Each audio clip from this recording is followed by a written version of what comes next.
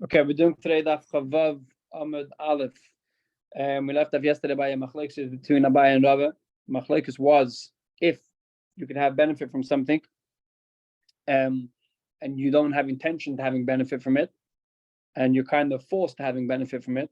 So, are you able? Do you have to avoid the benefit, or are you able, since you're there anyway and you don't have intention to have benefit? So, can you do that? Are you able to have benefit without having intention to have benefit? We're going to bring a whole bunch of different cases to bring an example. So Abai said that it's mutter, you are able to have benefit, and Rabbi said that it's us. One of the cases is if you have two ways. Let's say if you have a way to get to work, one way is passing a cloister, a church that makes smells of it, which is a much longer way, or you have another way, which is a much shorter way. Do you have to take the longer way or the shorter way? Because you're not having intention to have benefit from the smell anyway. So do you have to go and avoid it, or can you just walk past having intention? That's the things we're going to talk about later on. So Amar Abai said, how do I know my shita? Abai shita was that you're able to have benefit. It's called loy efshar become a, meaning if I have a situation that you have to have benefit from something which is asur. How do I know that I'm able to do it? The time that Rabbi says like this: they said on Yechon Mezakai, Mezakai would give drushes on. Yechon Mezakai was the leader of the generation, and he would give drushes. He would give shiurim in halacha before each Yom Tov, like San Shulchan Aruch. So by Shalosh Regalim, he would teach. He would give a big share in the shade of the Beis Hamikdash, meaning a good area to congregate. The only place that could fit the whole Klal Yisrael for him to give the share was in where the Beis Hamikdash was. So he would give the share by the shade of the Heichal. Says the Gemara, over here, meaning he had intention to go to that place. He would first wanted to go to that place where the shade of the Heichal was, because that's the only place that could accumulate the Yidden. But on the other hand, he's being over on the Isur of having benefit from the Beis Hamikdash, because at least according to the question of the Gemara, according to this stage of the Gemara thinks that shade of Beis Hamikdash is counted as benefit. Yeah, just like you kind of go under a shade of a Avodah Zarah tree, so too you can't go under the shade of Beis Hamikdash because it's counted as benefit. And we see that Rabbi Yechon wasn't worried about this din. Why? The only way to explain why he wasn't worried about having benefit from the shade of Beis Hamikdash was because this is the only place that he's able to do it. Meaning this is the most convenient place to do it, because it's the only place that can accumulate all the Eden. And that's why he did it over there. That's a right to Rabbi Tabaya, that if he's not having direct intention to have benefit, especially from the shade, he didn't go to the Beis Hamikdash because there was shade there. He went because that's the biggest place to go. So therefore, you see that you don't have to avoid benefit from something which is us if you don't have intention to have direct benefit from there. So that's why Abai is market for Shita. What does Rabbi do with that? Rabbi said you can't have benefit in any situation.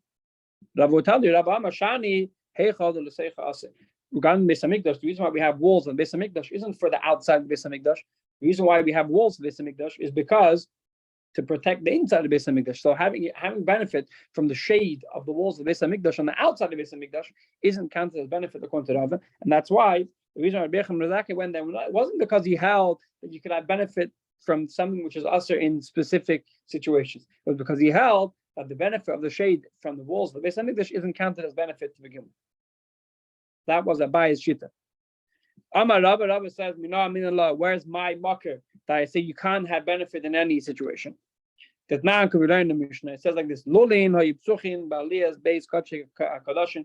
They had on the roof of the base of the roof of the Kodesh HaKadoshim, they had like a hooks, or they had a hole that you could lower. You guys probably most of you have seen a picture of this. That you could lower a chamber into through the roof of the Kodesh HaKadoshim down into the Kodesh HaKadoshim. Why? Because sometimes in the Kodesh HaKadoshim they need maintenance, and the Kohen can't go in there. Can't go in there because he can only go on Yom Kippur, and the normal person can't walk in there because it's the holiest place. So a normal person can't walk in there. So they put him in a box. And if you put him in a box, it's a different rishus. So they would lower the worker through into a box, and they would put him over there. And why would they put him in a box? So the person, and he didn't have rishus to look around into Kodesh Kodashim, meaning he had to focus on the job, fix what he did, because he was basically surrounded by 3 walls in a box, not to look around the Kodesh Kodashim. What's the problem looking around the Kodesh Kodashim? Says Rav, over here, there's no other option to fix the Kodesh Kodashim. You have to. The only way to fix the Kodesh Kodashim is by going down into the Kodesh HaKodashim. And we still see that we were made sure to be careful. We didn't say, since he's going in anyway, he could have benefit from the side of the Kodesh HaKodashim. No, it doesn't work like that. But Rabbi says if you have a situation that you have to avoid the benefit as much as you can. So this is a marker for my shita from the fact that they made him in a box. So you shouldn't look around. Is a marker for Rabbi shita is that if you could, you have a chiyuv to avoid the benefit as much as you can. Says the Gemara. So Abaye now has to answer Rav. Abaye says you could have benefit in a b'di'avdika case. So how does Abaye answer the case of the Beis Hamikdash? Says Abaye, but his brother Amar Reb Shimon ben Pazi. Shimon ben Pazi said, Amar Reb Yishua ben Levi, the name Shimon Levi, Shimon Makapara, the name Makapara. The voice, meaning listening to the music of the Beis Hamikdash, and so to having benefit from the sight of the Beis Hamikdash, and so to having benefit from the smell of the Ketores. It's mutter to have benefit from vision, from sight, from curl, from hearing, and from smelling the Ketores. Why? Because the Pashto Pshat is that these things aren't gastronomic things. You're not taking something away from the Beis Hamikdash, therefore you're able to have benefit from it. So l'chayra, according to you, according to Abaye, according to Rav, who says that your proof is from the Kodesh HaKodashim, you only have to deal with this proof because we have a clear Mishnah that says that we can have a clear statement from Rabbi Shimon ben Pazi that says that sight isn't counted as benefit anyway. So there's no problem in the Kohen going in the worker going into the Kodesh HaKodashim and looking around because sight isn't counted as benefit. So don't bring a proof from there. You have problems to deal with anyway. So how am I going to answer you? You can't bring a proof of the Kodesh HaKodashim to other places because the Kodesh HaKodashim anyway, it's not counted as benefit because it's benefit from sight. So why did they put him in a box in the Kodesh HaKodashim? It must be it was a special chumrah they did in the Kodesh HaKodashim. So you can't learn now a chumrah from the Kodesh HaKodashim to all the other dinim in Torah that you kind of benefit, telling me that you kind of benefit in the case of a b'di'avdika case where you have to do it. So Abaye basically pushed away Rav's proof. Rav wanted to bring a proof from Kodesh HaKodashim. Abaye answers, don't bring a proof from Kodesh HaKodashim because Kodesh HaKodashim is different. Kodesh HaKodashim they made it was because of a chumrah. It wasn't because of the a general din. Ikadami, some people say Amar Rava, that Rava brought a proof. Rava's proof wasn't from the way we just stated, but Rava's proof was what we're going to say now. That Rava's bringing a proof like this. How do I know that in a place in a situation that you can't avoid the benefit, that you're not allowed to have benefit? I'm going to Shimon Pazi says I'm going to be Shimon Levi. The Tanakh they bring a brayso in the name of Shimon Pazi said in the name of Shimon Levi in the name of Kapar. Kel Umar Vareach voice and sight and smell. They don't have meila, meaning that if you have benefit from it, you don't have to pay this fee of having benefit from Beis Hamikdash. So Rabbi says meila hodalaka. The Midrash is telling you that you don't have to pay the fee. Even though you don't have to pay the fee, but the Brayso doesn't say that it's not. The Brayso doesn't say that it's mutter that benefit from it. So the Brayso is telling you that since you didn't take any physical benefit, then you don't have to pay because you didn't take anything from this image. But at the end of the day, it's still usher. My lab the loyafshe become a chavin. Usher. Who's it talking about that it's usher to have benefit from? It's talking about the people inside the Beis Hamikdash that they cannot have. If you're Yisrael or whatever. Inside Beis Hamikdash, and you smell the smell of the Ketores, you have to chiyuv not to walk away. Even though right now the situation, if you're in this situation of standing in the azar, the only way for you to stand there is by smelling the Ketores. But according to the Rabbi, you have a chiyuv not to get up and go away as fast as possible. So that's Rabbi's proof. Abaye says, "No, what are you talking about? It doesn't mean that if you're standing in Beis Hamikdash, you have to run away from Beis Hamikdash if you smell the Ketores. It means that if you're standing outside of Beis Hamikdash and the smell of the Ketores is inside Beis Hamikdash, then at that time don't walk inside. But there's no chiyuv of if you're in a situation that you were there, if you're in a situation that the only way for you to be in that situation is by also having benefit from something which you're not having direct intention to benefit from. So there's no chiyuv, according to Abaye, to go away from that situation. So basically, we're left over here. Abaye says there's no chiyuv if you're in a situation that you having, if that by being in that place you're going to have benefit from, and the only way for you to be in that place is by having benefit from something which is usher. So you're not going there to have benefit. You're having benefit indirectly. According to Abaye, it's mutter. According to Rabbi, you cannot go anywhere near that place, or you have to run away from that place because any sort of benefit is us. So now we're going into another sugya, which is what we just mentioned before, of what is counted benefit al piter. Says the Gemara, Gufa, we just learned before. Amr Shimon Pazi said, the statement of Shimon Pazi said in the name of Amr Bishop and Levi, Shimon in the name of Bishop and Levi in the name of Rakapara. They said like this: Kail, hearing, meaning hearing something which having benefit through hearing, meaning listening to the music in Beis Hamikdash, let's say. Umare, and having benefit from the sight of Beis Hamikdash, meaning looking around Beis Hamikdash. V'reach, and the smell of the Potash. Ein bahem mishum mila, do not have a din of mila. Says the Gemara, reach ein bahem mishum mila. You're telling me that if you smell the smell of the Potash, you don't have a din of mila, meaning you're able to smell the smell.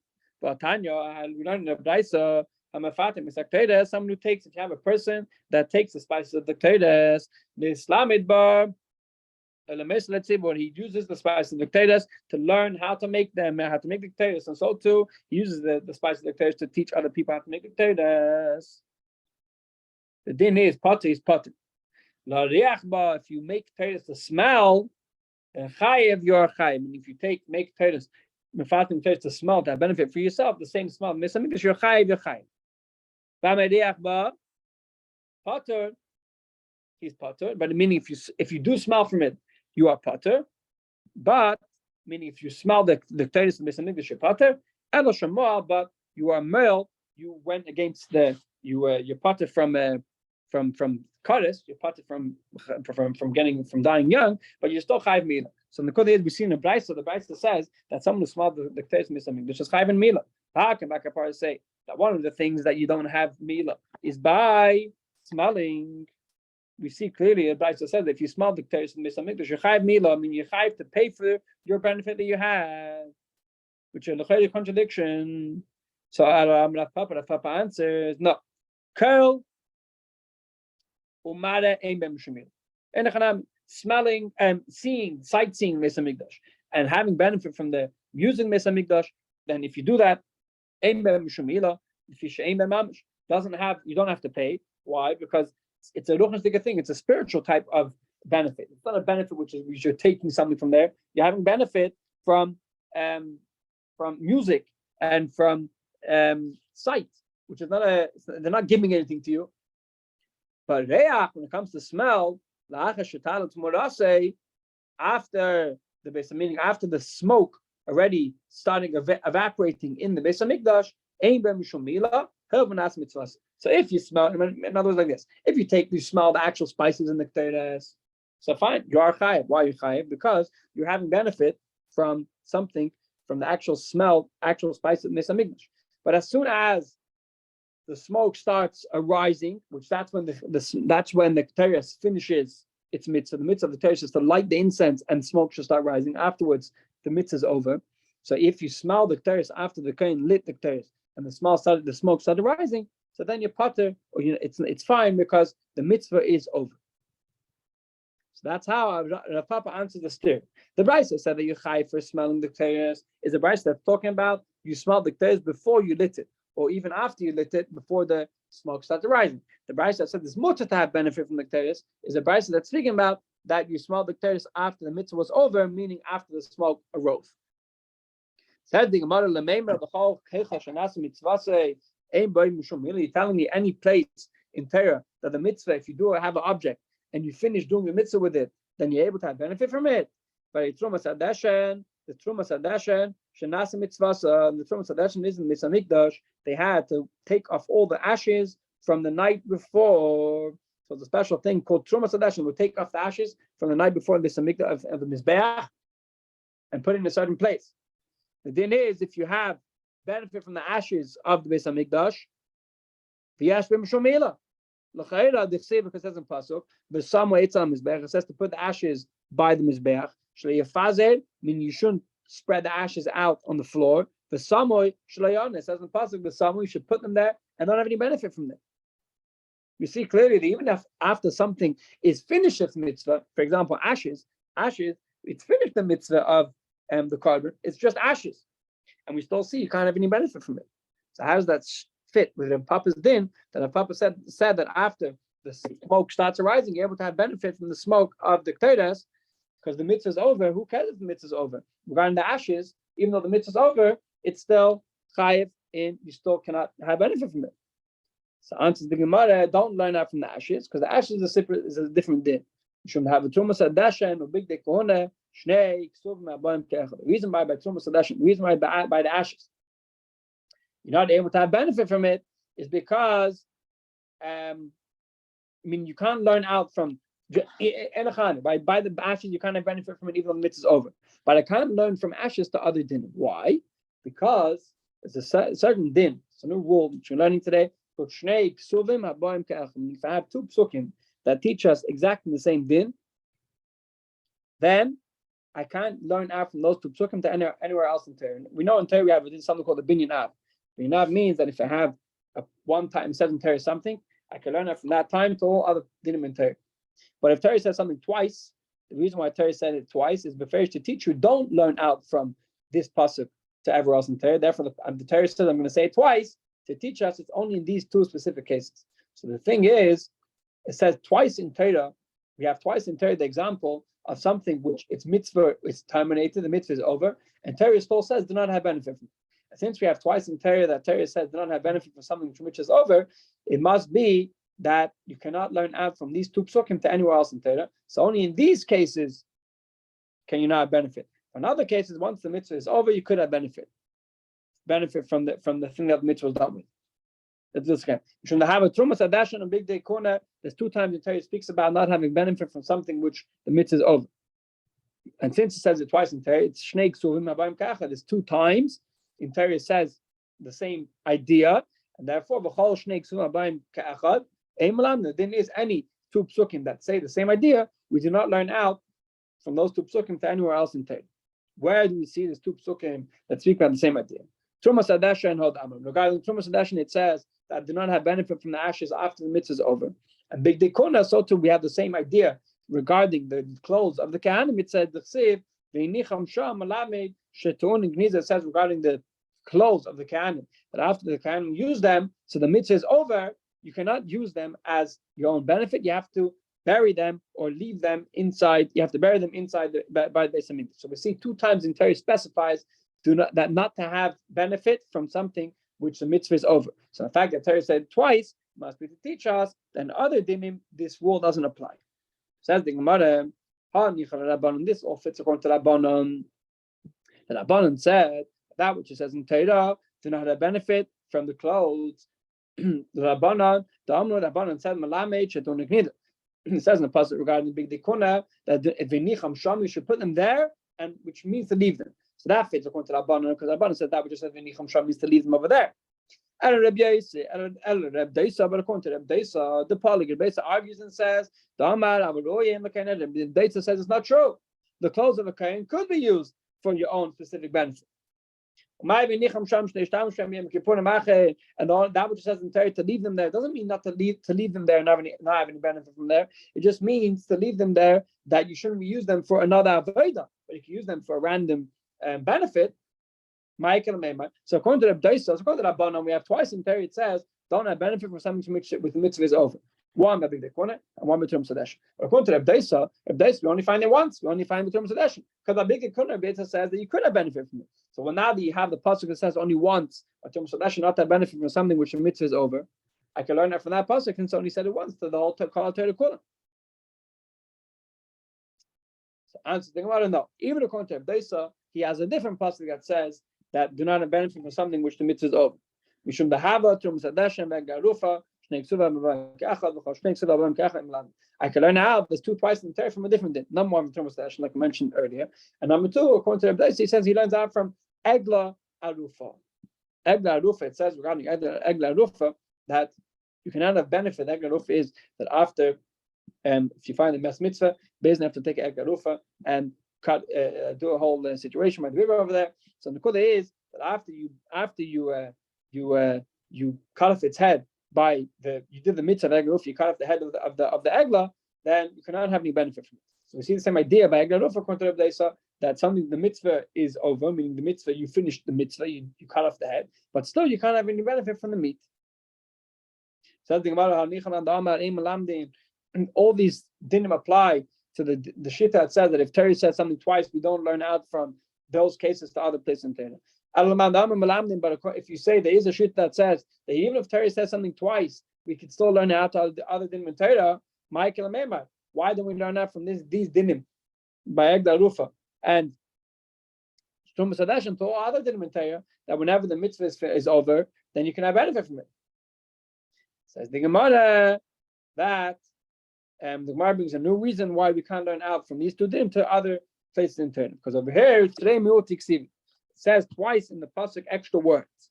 It says the Sam May. It doesn't say the Sam Mu. They should put it. It said they should put it there. It says the Sam May with they should put it. What do you mean it? Dafka, this thing, Dafka, the big dekuna, is also even after the mitzvah is over. But other things is not over. And so to Baghdad Arufa, it says Uksiv, Ha Arufa, the Arufa. So that from these two psukim itself, from these two cases of Tum Sadesh and Arufa itself, we see that Torah only meant these two items are also after the mitzvah is over. But another item is mutter. Just finish off about a similar case. Tashama, of having benefit from something by not having intention. Tashama, we learn in the Braisa, if you take a Egla Rufa, the din by Egla Rufa that you cannot have any, just like it's like a paraduma, you cannot have you